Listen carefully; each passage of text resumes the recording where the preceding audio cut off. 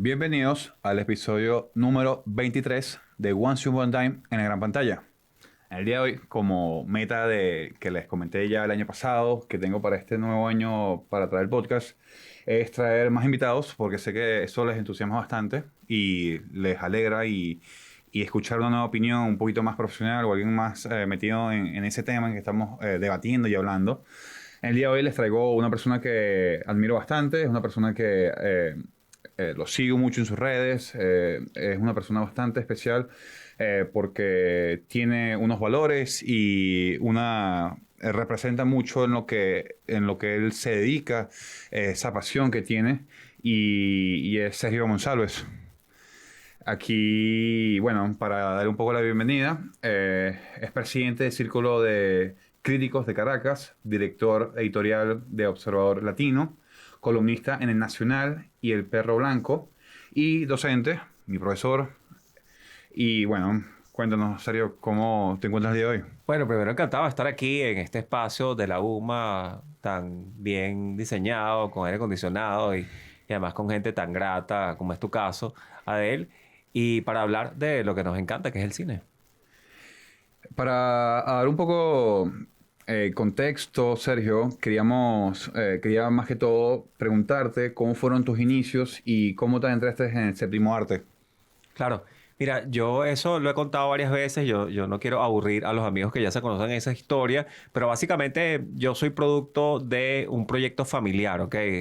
Casi que no tengo ningún control sobre mi destino desde chico, porque mis papás secretamente conspiraron para que yo me dedicase a la crítica de cine y al cine.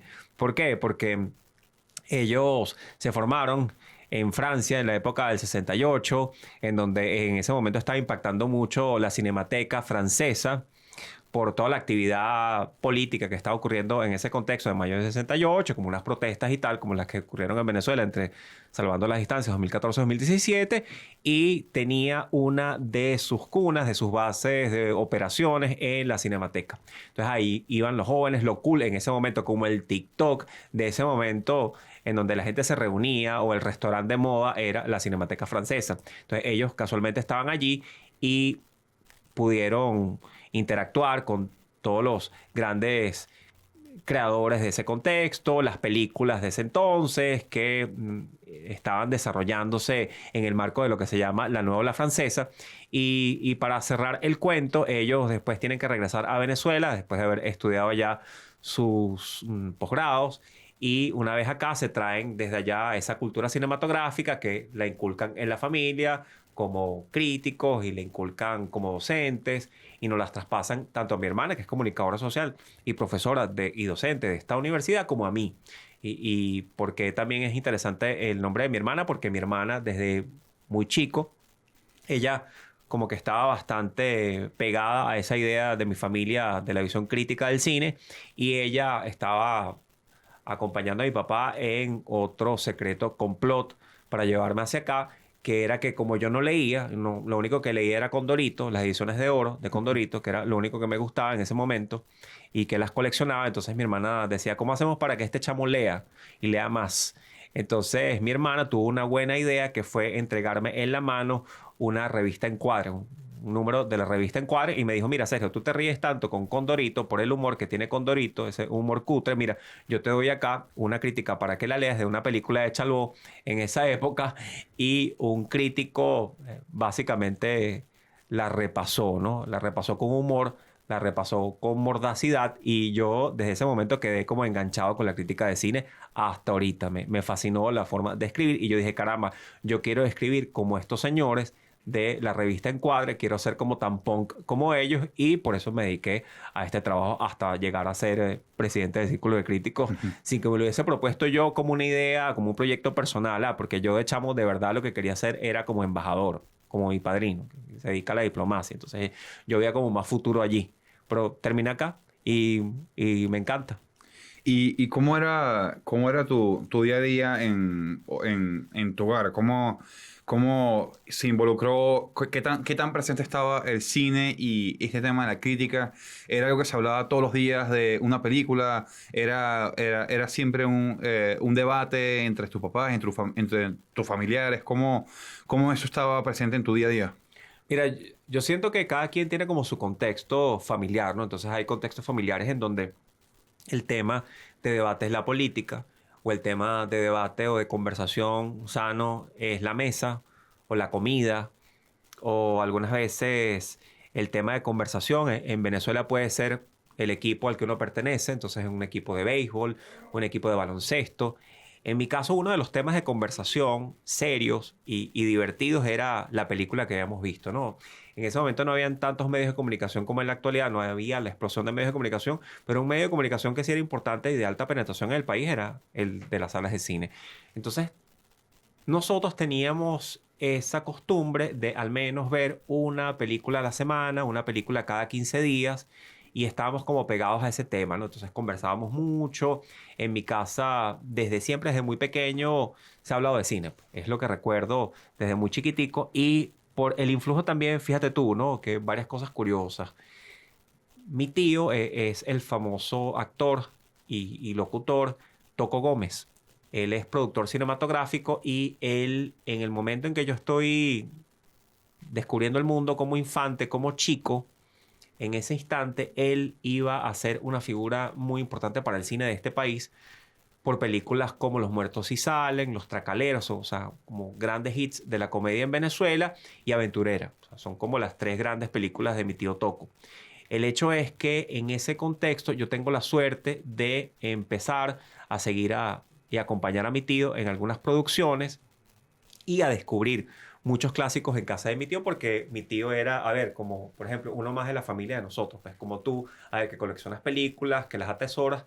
Entonces yo iba a casa de mi tío muy pequeñito con mi primo, que es Pedro Gómez, y empezábamos a investigar en la colección que tenía mi tío de títulos así como medio así prohibidos. Así.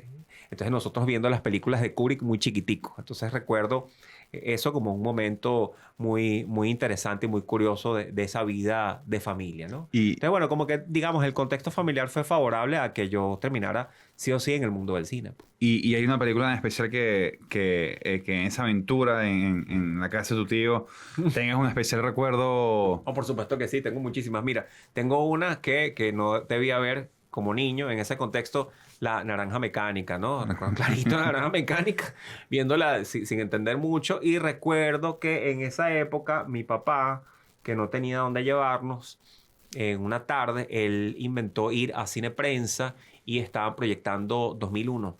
Entonces nosotros viendo 2001, aquellos monolitos, mi hermana y yo pegando brincos en ese cine entre butaca y butaca y molestando a todos los freaks, esos cinéfilos que iban a Cine Prensa, que es como un cine así como de esos de arte, ¿no? De calidad como el Trasnocho Cultural. Imagínense que el Trasnocho Cultural, yo y mi hermana pegando brincos, porque mis papás tenían cosas que hacer y tal. Entonces, bueno, generalmente hacían eso mis papás, ¿no? Cuando no tenían la niñera, entonces nos dejaban en el cine o ellos estaban ahí entre el cine y otras actividades, ¿no? Pero recuerdo eso clarito, clarito. Viendo 2001 en Cine Prensa y molestando a la gente y bueno, y más o menos empezando a descubrir a Kubrick como muy chiquitico. Yo tendría en ese momento como 5 años. Y, ¿Y cómo ha sido el poder vivir de la crítica? ¿Cómo es ese Ah, proceso del crítico, tanto venezolano como en Latinoamérica, en esta parte del globo? claro. ¿Cómo ha sido eso? Mira, es el journey, ¿no? Es el viaje, la aventura que tiene cada quien. Entonces, tú tienes tu viaje, Adel, que es magnífico. Bueno, en mi caso yo creo que ha sido un viaje como todos, como accidentado, ¿no? En el sentido de que no ha sido todo color de rosa, no ha sido todo una utopía, una cuestión paradisíaca, ¿no? Una fantasía, como un cuento de Disney, ¿no? Ha tenido su dark side, por supuesto. Pero ese journey o ese viaje accidentado ha sido provechoso porque me ha traído afortunadamente hasta acá y me ha permitido tener reconocimiento en mi gremio, que es lo que uno está buscando, ¿no? Que sea reconocido por su trabajo. Entonces, bueno, básicamente lo que te puedo decir es que me dio oportunidades, se me abrieron muchas puertas y oportunidades de trabajo, empezando por la propia universidad, pues que por el trabajo crítico que yo venía cultivando en diferentes medios de comunicación, pues sencillamente eh, se vio como algo natural que yo diese clases de cine, pues no era algo forzado. De hecho, me lo proponen por acá siendo muy chamo, apenas recién graduado en el año 2002. Yo tengo ya 20 años dando clases, pero 21. Cumplo este año. Pero lo cierto del caso es que sí, las puertas que se me abren en ese viaje son primero las de la propia revista Encuadre, que gracias al apoyo de Carmen Luisa Cisneros me permite empezar a escribir allí siendo muy chamo y molestándolos a ellos y yo agradezco que esa molestia haya redundado en que me permitan escribir ahí y publicar, y eso fue lo que pasó durante un tiempo. Y creo que fue como una escalerita, ¿no? Fue una escalerita como muy básica de empezar publicando en este medio tradicional, en Cuadre, y después de ahí trabajar en la Cinemateca Nacional y de la Cinemateca Nacional conectar con Vale TV, en donde me quedé enganchado desde el año 2002, empezando también en la UMA, desde el 2002 hasta el 2020 que cerré mi ciclo en Vale TV, pues. Y en donde pude cultivar la crítica de cine en varios programas como uno que se llamó Estado Crítico, La Mirada del Otro y otro que se llamó Espacio Arte. Y cualquier persona puede ser crítico. Sí, tranquilamente cualquier persona que se dedique, me parece a mí, con su estilo, con sus recursos y que investigue un poco, ¿no?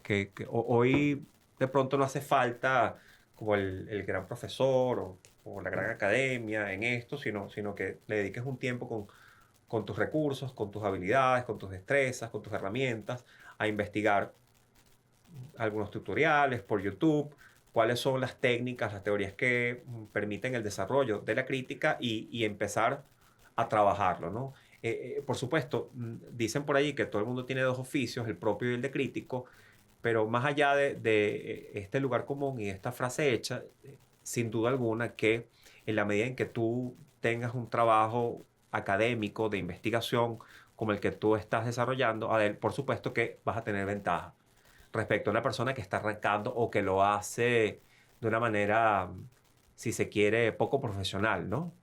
O que lo hace sin investigación y sin rango y campo académico.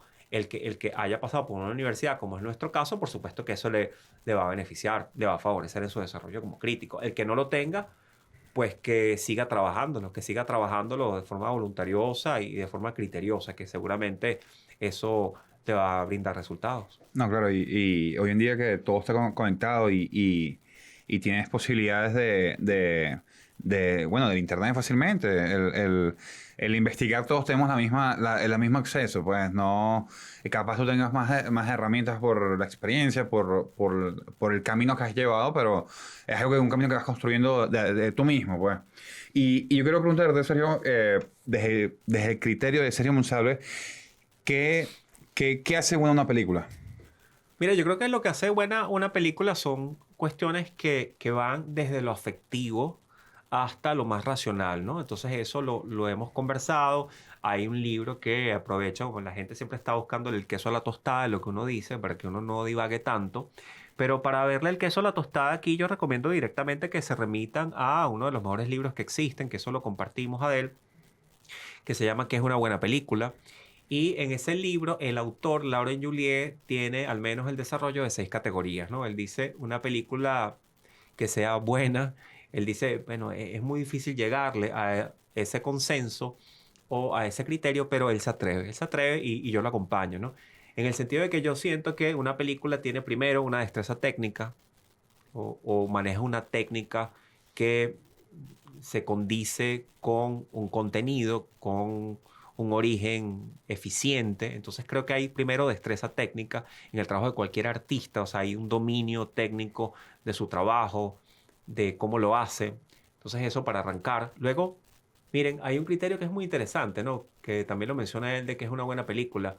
Él dice, una buena película tiene éxito. ¿Y cómo se mide el éxito? Bueno, el éxito se puede medir directamente en impacto, el impacto social, cultural y económico que tiene, y una buena película trasciende en el tiempo, ¿no? Eso es otra cosa para resumir.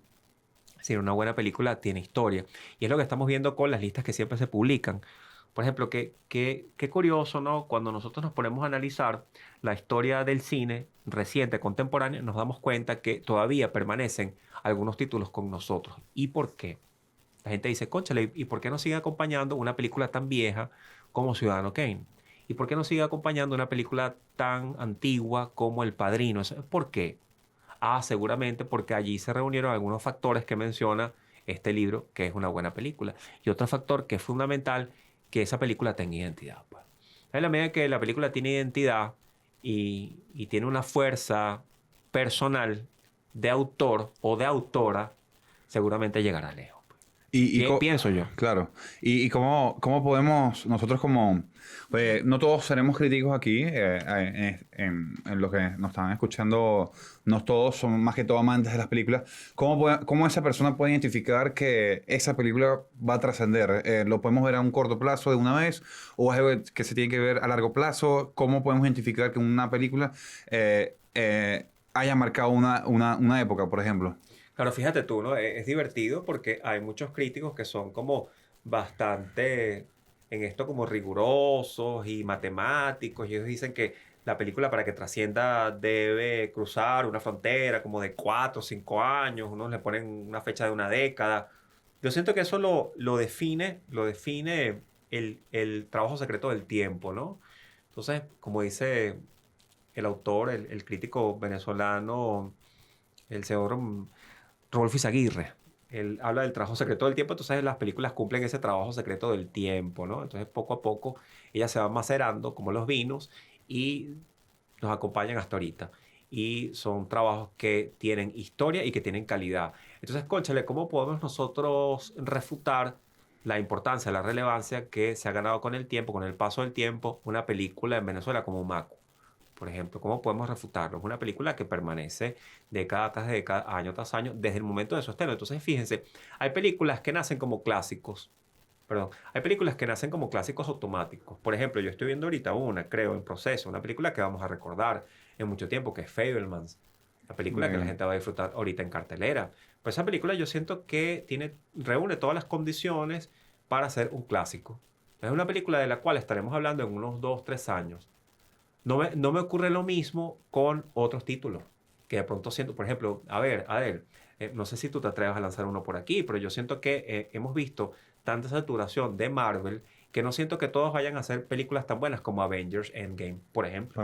Sí, es verdad. No sé si te pasa lo mismo, pues. Sí, sí, hace ya hemos traído un invitado que ha hablado es un fanático de Marvel y él sí se veía bastante entusiasmado por esta nueva fase.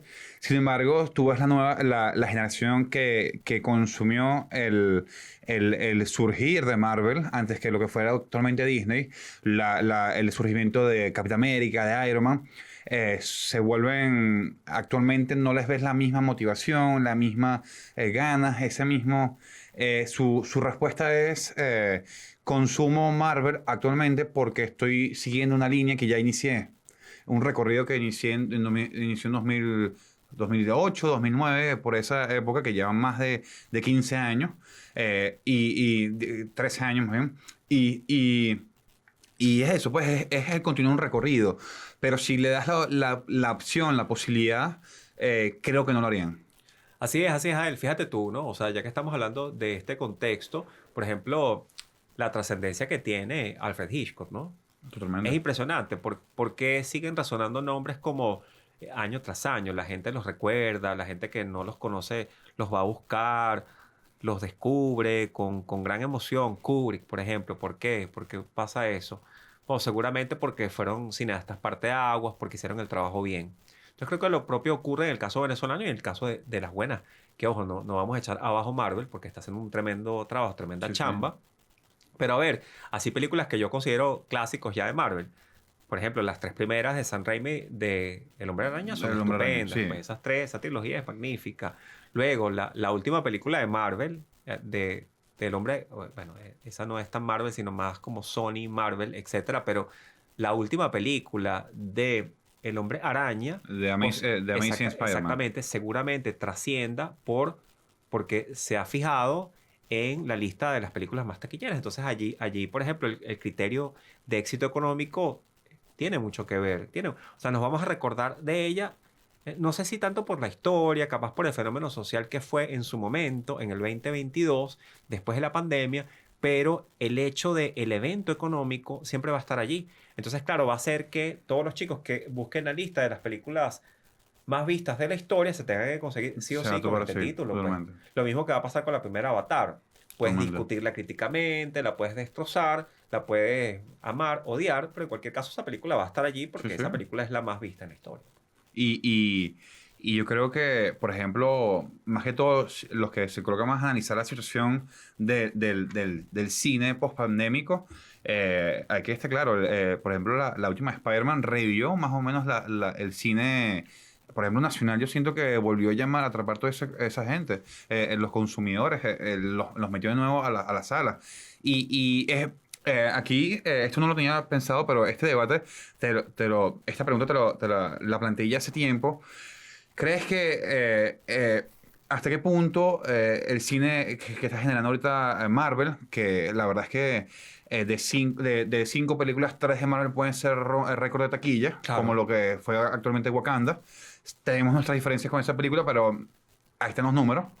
Pero realmente...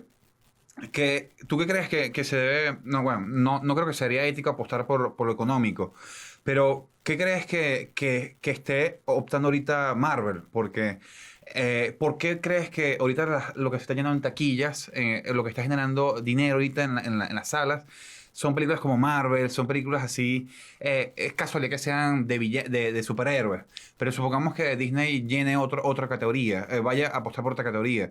¿Por qué crees que se está ocasionando este fenómeno?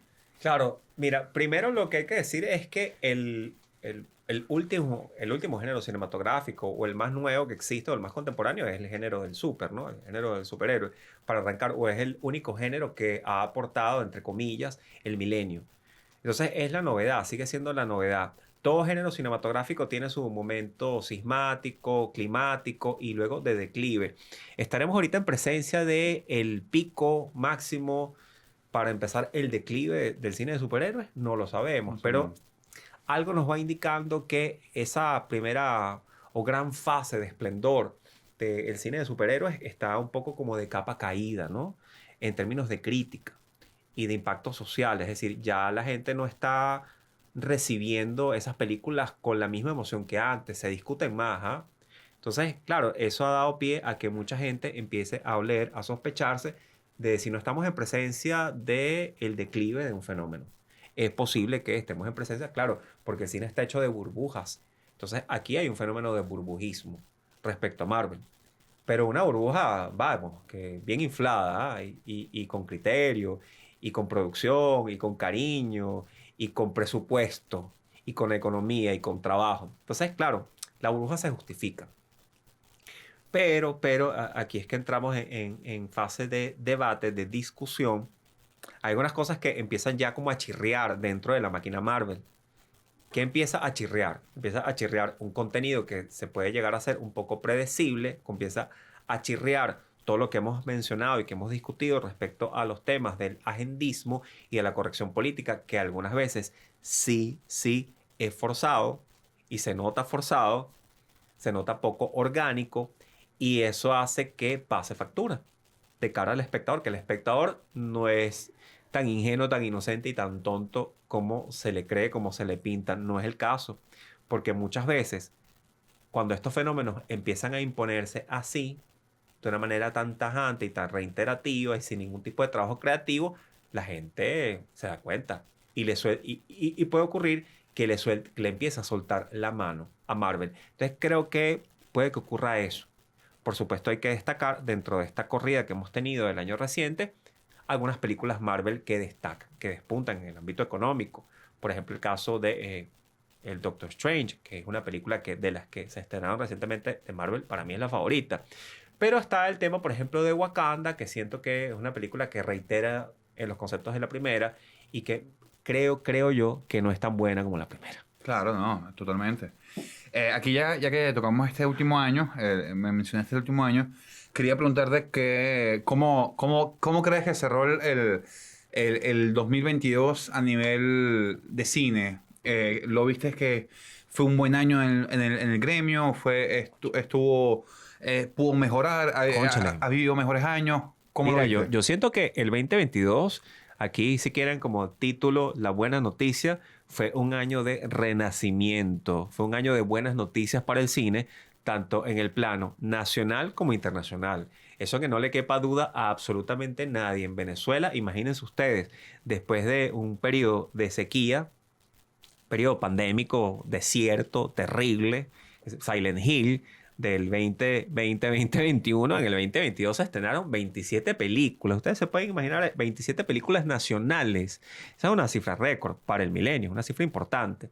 Claro, no todas están teniendo impacto de taquilla, pero hay que, como dicen por allí, hacer el punto. Entonces el cine venezolano está primero haciendo el punto. Luego, lo que tú mencionas, la importancia del mantenimiento de esas salas de cine. Entonces, ¿cómo se mantienen esas salas de cine? No solo con películas nacionales, no solo con películas de autor, sino con estos eventos que han logrado el reclamo, han logrado el hecho de llamar a las grandes masas. Entonces es lo que ha ocurrido con todas estas películas que están sosteniendo este negocio que es muy delicado. Entonces creo que el 2022, y si a eso le contamos las películas de autor y las películas de festival, creo que ha sido un año positivo para el cine. Y eso, bueno, aquí yo sí, les colocaré en Instagram. Sergio, tú cerraste el 2022 con tu lista de películas a tu gusto, a tu criterio, las mejores películas de 2022. No sé si nos puedes hablar un poquito Claro, de esa vale, pues lista. encantado, encantado. Haciendo la chamba, claro, por supuesto que sí, me encanta. Miren, yo siento que, a ver, cada quien tiene su criterio personal, Todo pero el yo mundo. siento que, a ver, porque lo tengo como ya muy en la cabeza, las películas del año para mí son las siguientes. Creo que hay que darle mucho cariño a After Sun, una película independiente, británica, muy pequeñita y muy intimista, me encantó. Número dos, la película que gana el festival más importante del mundo que es Cannes. Esa película tiene que estar allí, que se llama El Triángulo de la Tristeza o Triangle of Sadness. Es una película que supone para su director una segunda palma de oro, de modo que los premios suman acá. No que los premios te van a decir, bueno, te tienes que callar y ya, y tomas el contenido, pero los premios de Cannes, por ejemplo, que es el Nobel del cine, tienen algún valor. Entonces yo creo que por eso y por el contexto y porque es una película que habla sobre los temas de la cultura del derroche y lo hace muy bien y con elegancia y guapura, etcétera, y con destreza técnica, esa película me encantó, Triángulo de la Tristeza.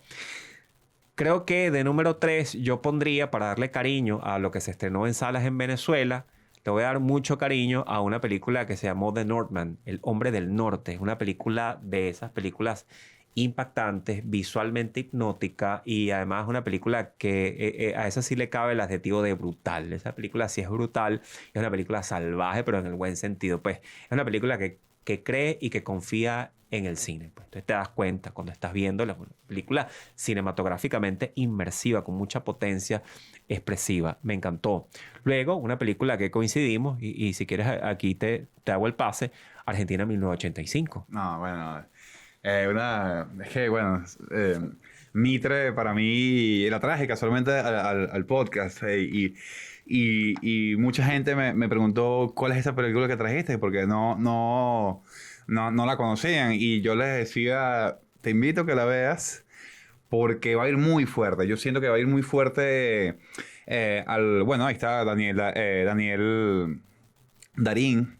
Él, bueno, ya le dieron su premiación por la ¿Cómo no? actuación. ¿Cómo no? ¿Cómo no? Pero creo que a mí Argentina 1985 me atrapó visualmente. Primero que hizo fue atraparme visualmente. Creo que me recuerdo un plano de detalle que estaba el fiscal en el carro. Creo que por donde yo vengo, soy fotógrafo, todo eso, admiro mucho eso visual. Mm, mm. Por eso admiro mucho el trabajo que está trabajando ahorita, que se llama Gray Fraser, que es el mismo de Dune, es el mismo de Mandalorian. Creo que visualmente está dando un toque diferencial. Y ¿a qué va? Que me atrapó visualmente. Y le di la oportunidad, ya que sí, ya había escuchado de varios críticas, no conocía a Daniel casualmente. Cuando yo hablé de él, cuando se lo comentaba, ellos me decían, sí, oye, posiblemente el mejor director, mejor actor de De la historia Argentina, argentina, ¿no? sí. Claro, claro, claro. Y yo creo que es una película que te atrapa visualmente. Si le das la oportunidad a nivel histórico y narrativo, te va a atrapar muchísimo más, porque sí sé que es un tema muy delicado para, no delicado en el aspecto de que es un tema que tabú, ¿no? Sino capaz no es de tu atractivo ese tema porque todo se aborda en el aspecto de lo visual, de lo histórico. Y yo creo que es una pieza muy bella que hace que revive el cine latinoamericano, el cine argentino, mete esa pullita a los premios más internacionales para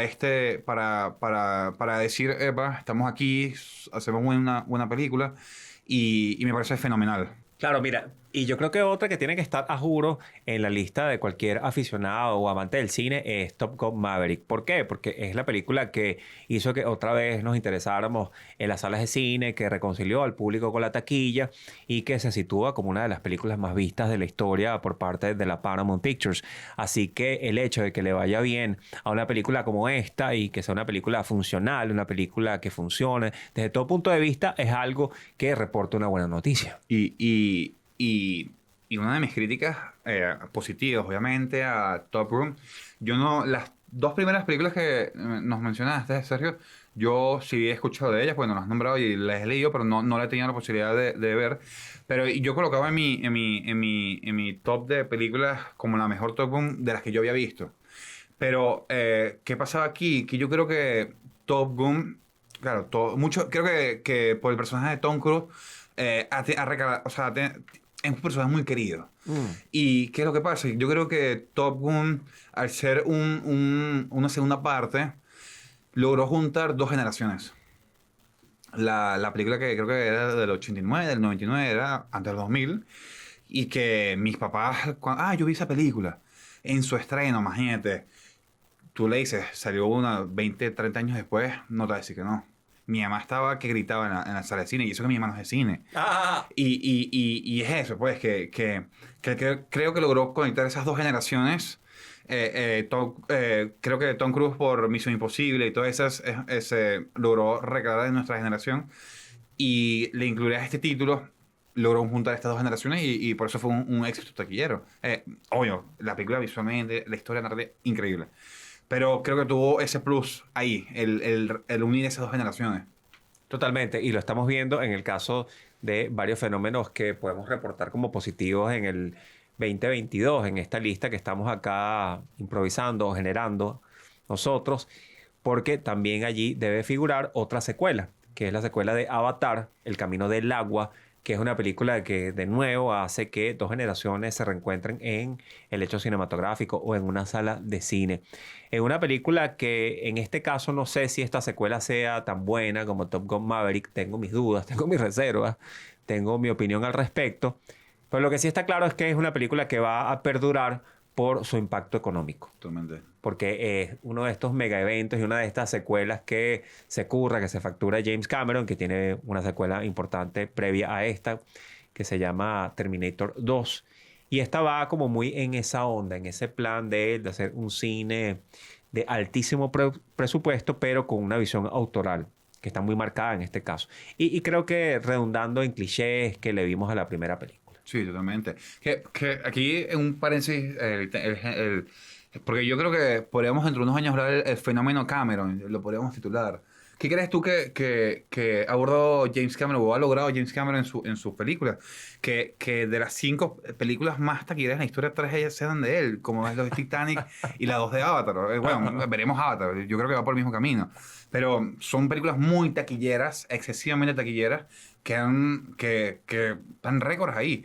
¿Qué crees creo que también Cameron estuvo involucrado en una película de Alien? También está esta que comentaste ahorita, la de Terminator. Creo que es un actor, el director, que, para darle sus aplausos. ¿Qué crees que puede ser ese fenómeno? Claro, vean acá, ¿no? Yo creo que si alguien está buscando por ahí y tiene dinero, un asesor financiero, hay que llamarse directamente a Cameron, pues, porque es como la persona, el director que descifró el mercado.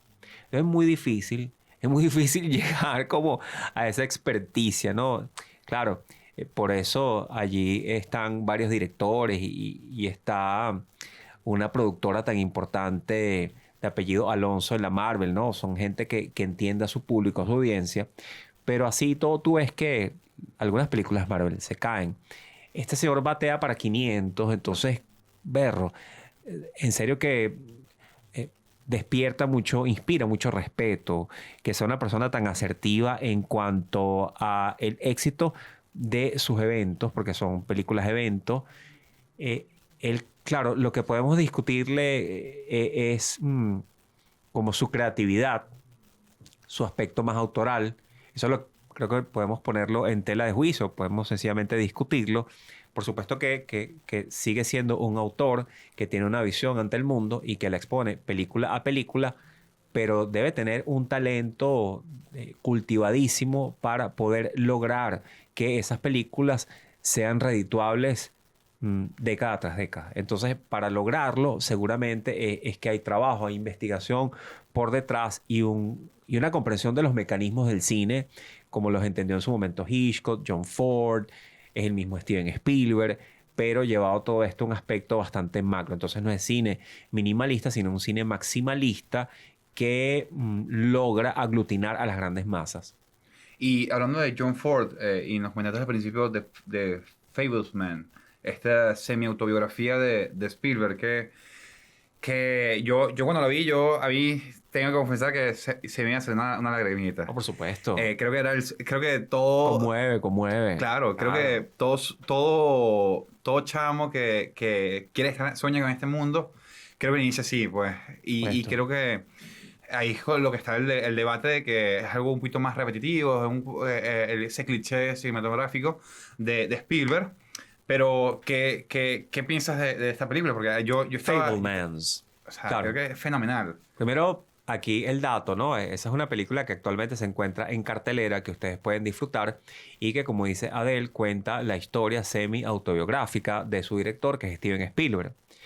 Un personaje que lo vemos acá como un niño en su etapa más temprana, descubriendo al cine de la mano de su mamá, en principio de su papá, de una familia disfuncional, como casi todas las familias con sus problemas. Pero lo bonito es que nos inspira, o sea, la parte más positiva de la película es que nos inspira a entender que, volviendo a lo que estábamos comentando al principio, el cine muchas veces es un proyecto familiar. En el caso de Spielberg, eso se refrenda. Es así. Él es producto de un contexto familiar que fue favorable para su desarrollo, o sea, con todas sus problemáticas internas, con todos los problemas que tiene cualquier familia, y lo vemos en la película. Pero así todo, él logró hacer una carrera gracias al apoyo de una familia que estuvo con él, su mamá, sus hermanos, sus amigos, sus tíos, etc. Entonces, esa historia es muy bonita. Y es una historia que funciona muchísimo para reconciliarnos con el hecho cinematográfico en un momento en donde estábamos pensando, producto de la pandemia, que el cine iba a terminar, que el cine estaba cerrando un ciclo y que posiblemente se iba a despedir. Entonces, esta es una película que elabora ese duelo, me parece, de forma positiva, que elabora una beta crepuscular del cine muy inspirada en Ford, que lo vimos en Un tiro en la noche, que es una película que aparece aquí citada, en Fabelmans. Y al final del día se trata de una película metacinematográfica que quiere ser esta carta de amor al séptimo arte para que el cine, después de esta etapa pandémica, de oscuridad, de declive, renazca. Sí, totalmente. Y me gustó bastante que hayas tocado ese punto del aspecto familiar. A mí cuando me preguntan cómo inició este cariño hacia este mundo, yo siempre digo, mi papá es un inmigrante, él no sabía desde sus inicios el español. Él fue aprendiendo el español, él habla árabe. Maternalmente es eso, pues. Y él consumió muchas películas, sí es verdad, películas piratas, pero tenemos cajas de películas compradas en el kiosquito de la esquina, por decirlo así. Ok. Y claro, en ese momento no existían las plataformas, eso era solo DVD ya y el cine. Y yo me acuerdo que mi papá siempre me invitaba a ver esas películas con él, más que todo para compartir como papá e hijo. Y siempre mi papá consume, podemos decir que mi papá consume más películas que lo que yo he visto, pues. Y es curioso porque uno se pregunta de dónde salió este amor, este cariño, porque mi mamá no, mi mamá se puede quedar dormida en una película como mi papá hoy en día. Pero mi papá indirectamente me sembró esa semillita.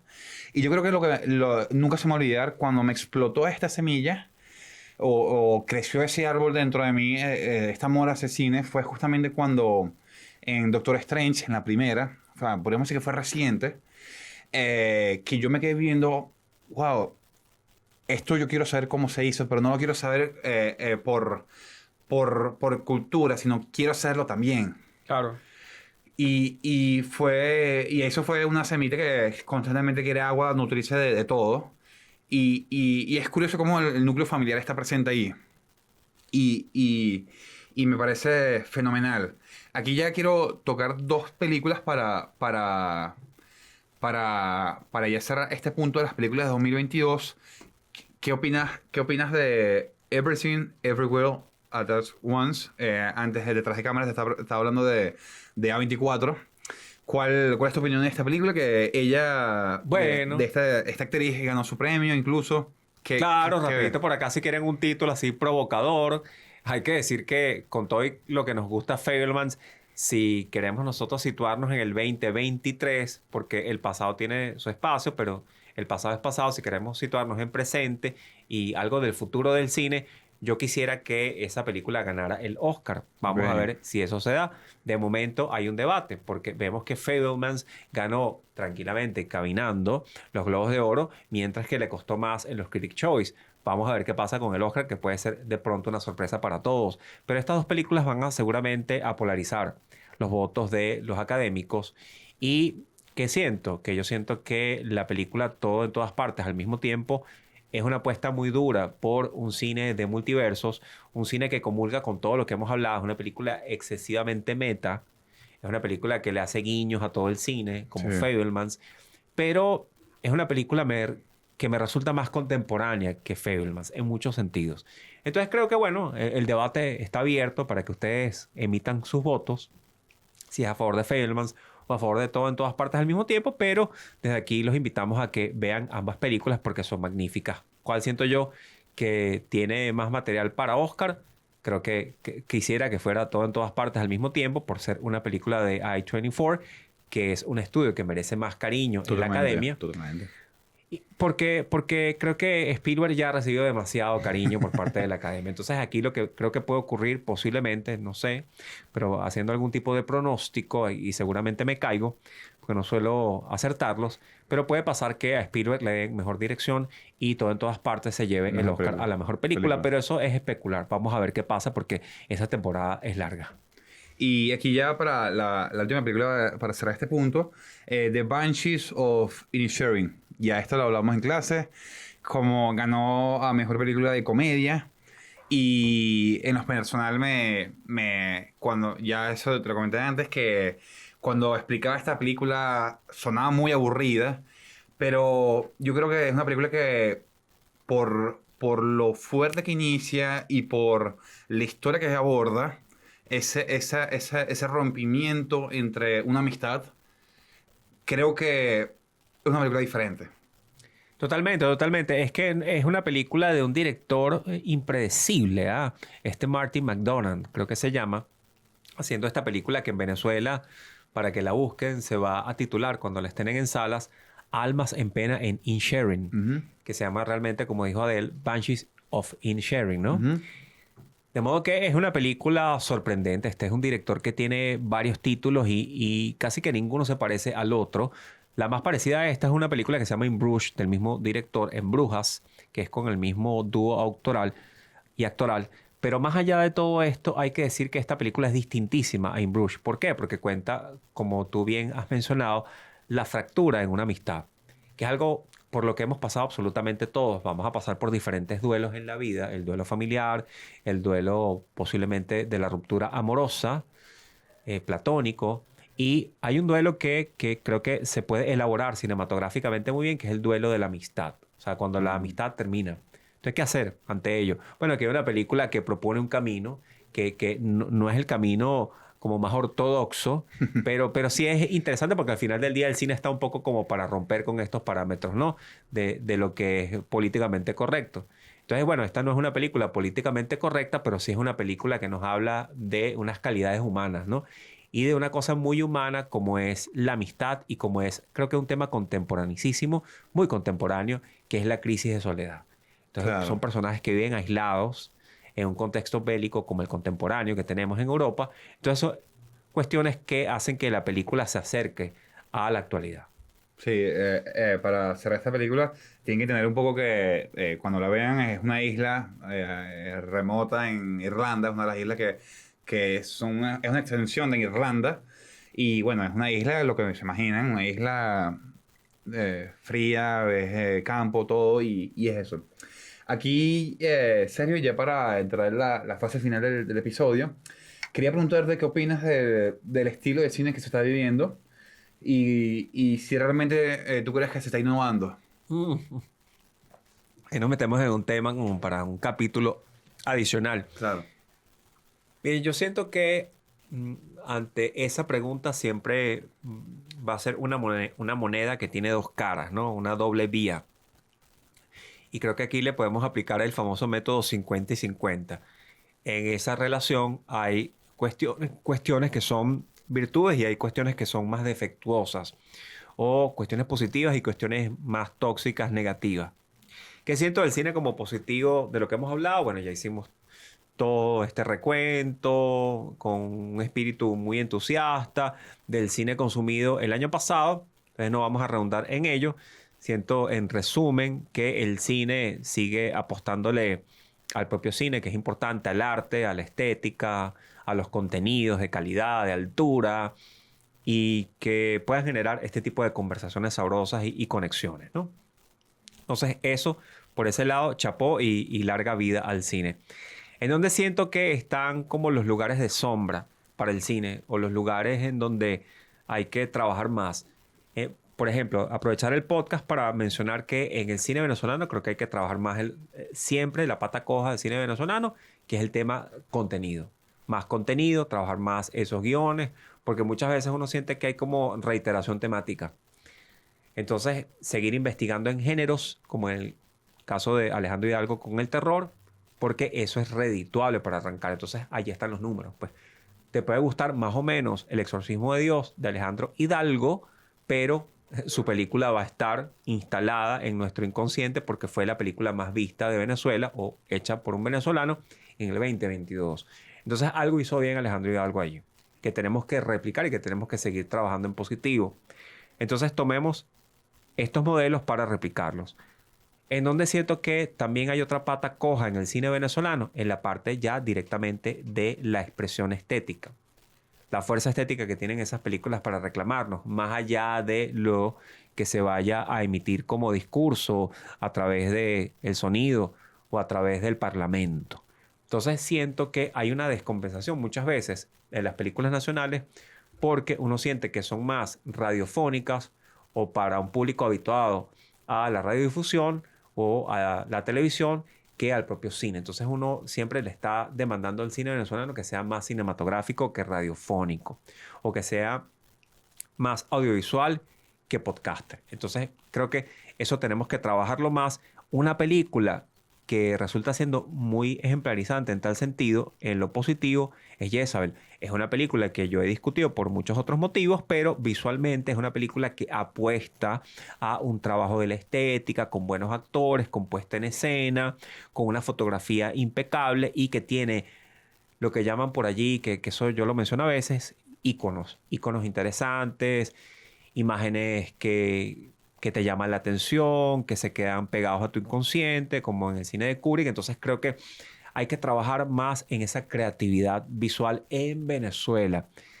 Ahora, internacionalmente, en donde siento que hay algunas falencias. Bueno, creo que hay una falencia de pronto en este camino que se ha tomado de hacer series porque sí. Entonces, una saturación de series y no todas son buenas. Entonces vemos que hay reiteración temática también, hay reiteración estética. Entonces, bueno, la típica serie Netflix, ya sabemos más o menos cuáles son los numeritos, la típica serie HBO, ya sabemos más o menos cuáles son los numeritos. Entonces, la típica serie de Disney Plus con su tema de agenda y tal y qué sé yo. Entonces, bueno, se van como todas ellas repitiendo. Entonces, cuidado, cuidado porque las series, ok, perfecto, es como la cosa del momento, pero no todas son buenas.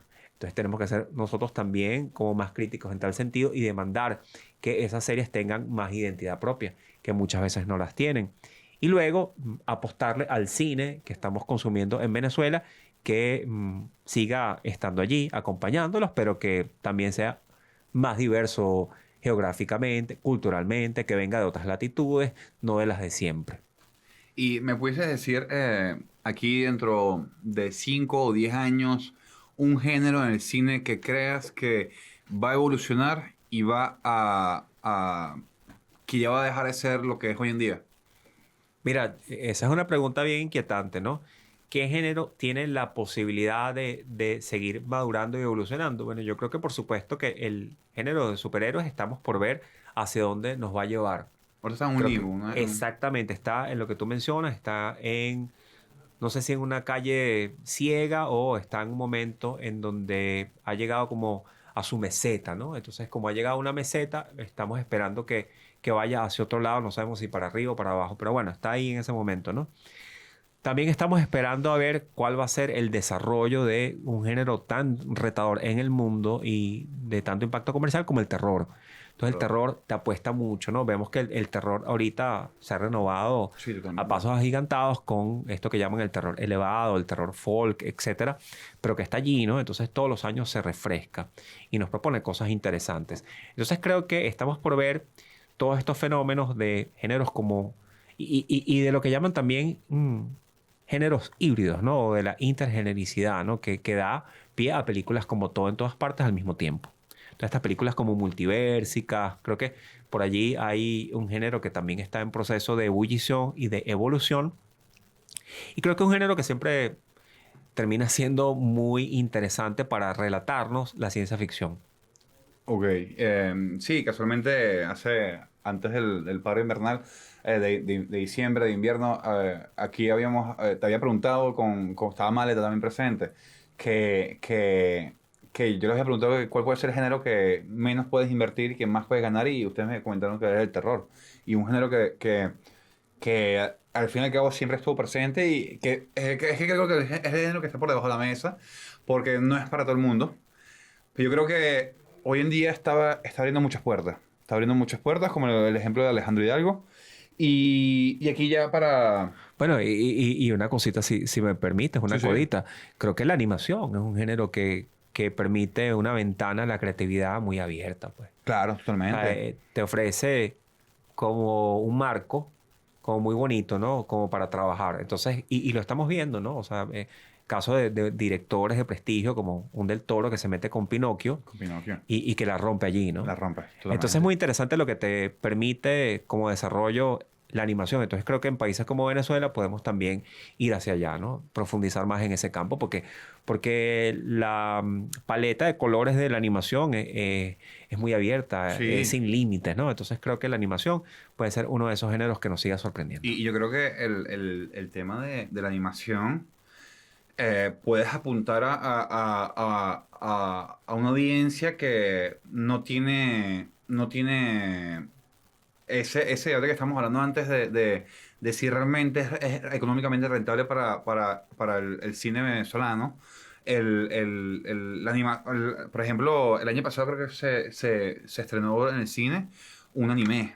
Ujú. No estoy claro ahorita el nombre, pero sé que le llamó mucho la atención a los amantes de este gremio, pues de ese estilo.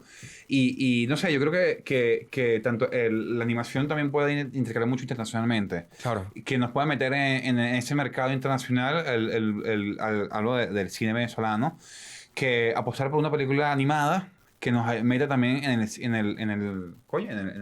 cine internacional, ¿por qué no? Tú sabes, a ver, una cosa interesante que estamos por ver cómo evoluciona el lenguaje del TikTok de cara al cine, ¿no? O Ok. cómo esta generación de TikTokers tan fuerte puede aportarle al cine. porque eso lo hemos visto en muchos otros contextos, ¿no? O sea, como una generación de comediantes que surge y tal, y que tiene impacto en el cine. Entonces pasó con la generación que mencioné de la televisión, que es equivalente a la generación de ahorita, de Marian y ya, y todos ellos, pero de José Lo, etcétera, en esa época 70-80, y ellos empezaron a incursionar en el cine con mucho éxito. Entonces, de pronto, esta generación de los George Harris, de Escuela de la Nada, etcétera, estamos por ver si hacen esa transición al cine, que sería muy interesante, ¿no? Bueno, En documentales, en series, etcétera. Ya, bueno, ellos hicieron una primera intento, una primera aproximación, la generación de Marianilla a la serie, una serie que yo discutí, pero creo que ellos pueden seguir cultivando este fenómeno porque va a tener mucho impacto comercial y eso es necesario. ¿Por qué? Porque creo que en Venezuela uno de los géneros más rentables es la comedia y uno de los géneros que le ha aportado más a nuestro cine es la comedia nacional.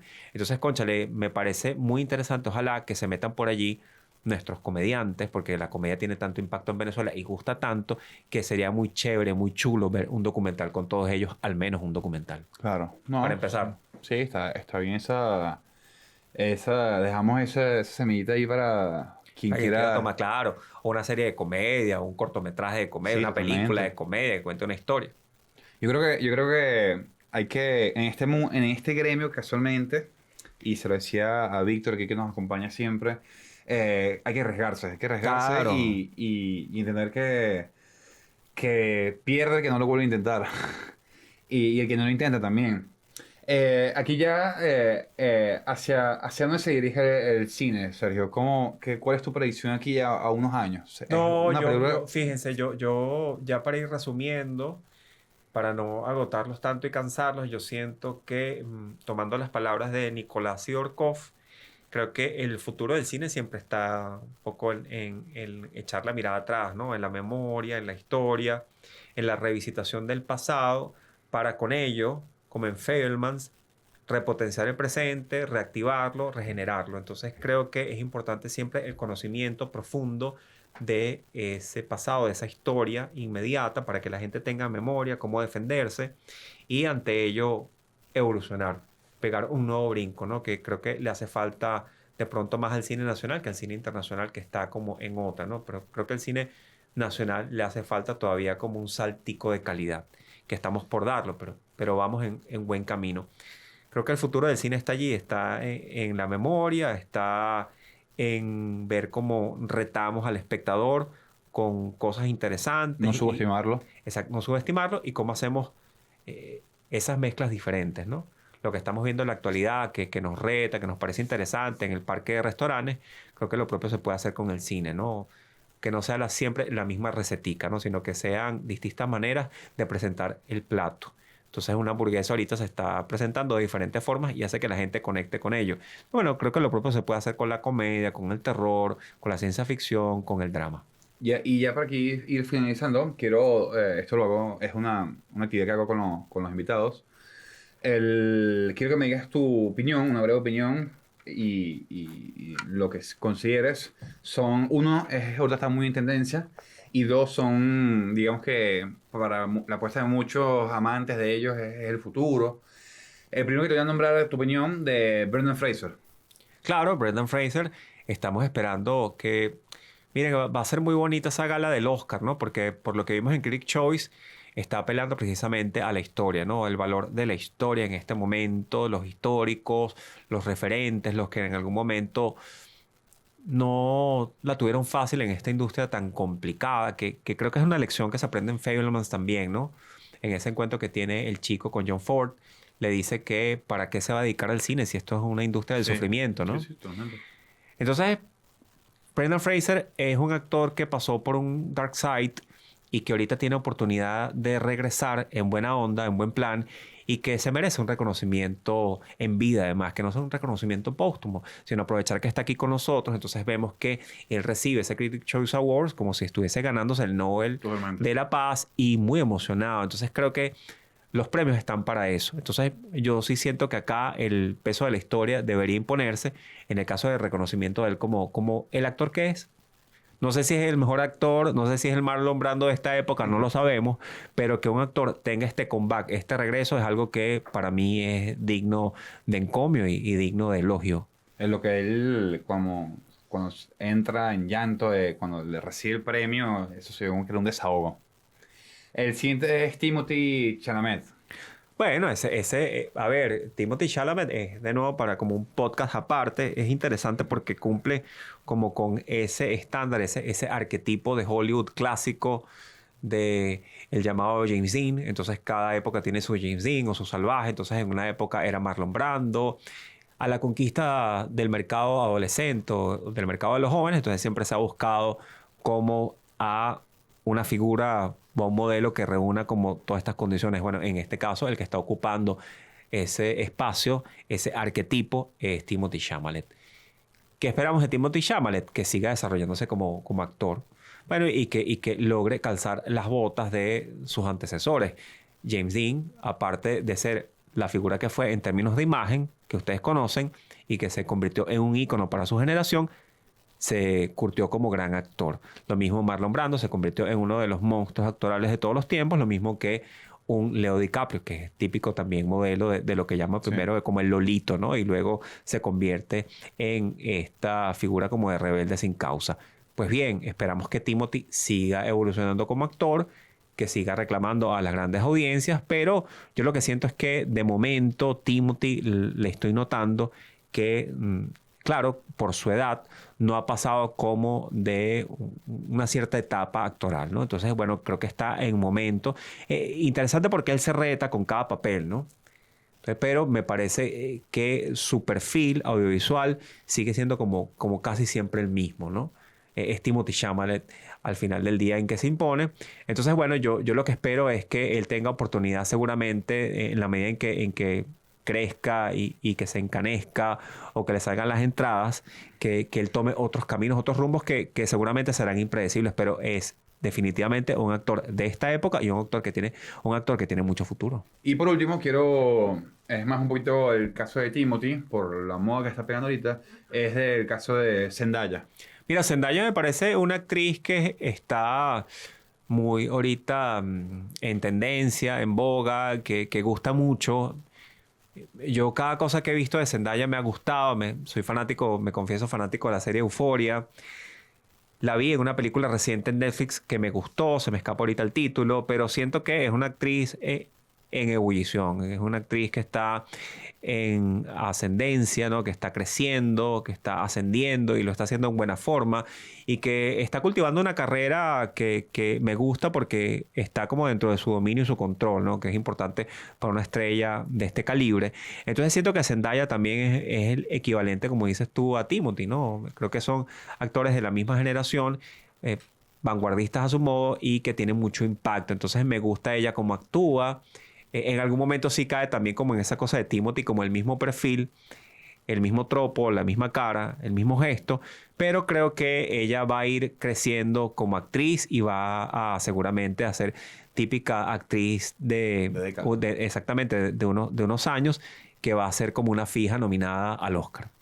Sí, bueno, al fin y al cabo estamos hablando de dos actores que son los chamos todavía, en veintitantos años. Totalmente. Y bueno, la verdad es que agradecido, Sergio, No, vale, a ti, por favor. por estar aquí presente. Y a ustedes y a Víctor, por favor, y a todos los amigos de acá de Radio UMA. Sí, bueno, las redes sociales de Sergio es Sergio Tulio Monsalve. Tu Twitter es igual. Mira, mi Twitter es SergioXXX y me pueden seguir por Facebook como Sergio Monsalve o me pueden seguir por mi cuenta de TikTok que es igual Sergio Tulio Monsalve y la cuenta que tengo en Instagram que es Sergio Tulio Monsalve pegado. Ha sido un gustazo, ¿ah? Adel, Sí, muchas sí. gracias. La verdad es que, bueno, si quieren saber un poquito más de estar más al tanto de películas y, bueno, sé que muchos aquí me siguen por lo que subo, pero Sergio siempre da un poco de adelantos, también él escribe, creo que si eres amante más de la escritura y estar viendo un podcast tan largo, creo que también pueden consultar sus ensayos, sus reseñas. Y la verdad es que estoy agradecido, Sergio. Estaba emocionado. Llevamos tiempo intentando guardar este episodio. Gracias a Víctor, gracias al espacio de Radio UMA, a la universidad por prestarme las instalaciones. Y bueno, espero que lo disfruten. Dejen su comentario, su like. Dejen en los comentarios qué es lo que les gustaría ver más adelante, qué película, qué invitado quieren que traiga. Y bueno, síganme en TikTok, en Instagram, en todas las redes que me puedan conseguir. Y bueno, bye.